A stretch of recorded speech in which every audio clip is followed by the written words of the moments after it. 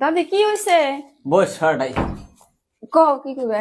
আচ্ছা, তোকে এত বড় অসুবিধা হয়েছে, তোরা তাও আমাক কস না কে? না দাদি কো আঙ্গ তো কোনো অসুবিধা নাই। অসুবিধা নাই, তুই কবি দিহা আমি মাইনা নিম। এমনিতে যে গরম পড়ছে, তার মধ্যে তোদের ঘরে মুসুরি নাই। মুসুরি নাই তাহলে আমাক কস না কে? না দাদি আঙ্গ ঘরে তো মুসুরি আছে, তোমার কেরা কইলো যে আঙ্গ ঘরে মুসুরি নাই? কেরা কব? হ্যাঁ, তোরা যে রাইতে ঘরের মধ্যে থাপ থাপ করে মশা মারস, আমি কই রুমে থেকে শুনি না।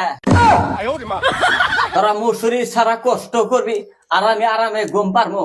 তুই থাক, আমি বাজার যাইয়া হনি মুসুরি নিয়ে আমু। হে দাদি আঙ্গ ঘরে মুসুরি তো আছে, আর তুমি যেটা শব্দ শুনো ওটা মশা মারি না শব্দ না তো। তুই কবিতায় আর আমি মাইনা নিমু। রাইতে মশা মারস তো মারসি, আবার মাঝে মধ্যে ইংরাজি দিয়ে গাইলো দেশ, ও বিবি কামাল।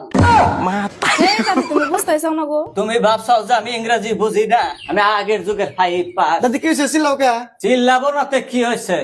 তুইও রাইতে মশার হাতে মাঝে মধ্যে ইংরাজি কস, ও বিবি পার্কিং। এটা কোন ধরনের ইংরাজি?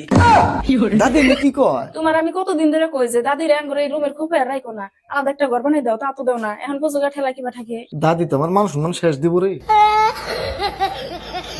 তোরা ফুসুর ফাঁসার কি পেশাল পারবি পারে গা। আমি তাড়াতাড়ি বাজারে যাই মুসুরি নিয়ে আসি গা।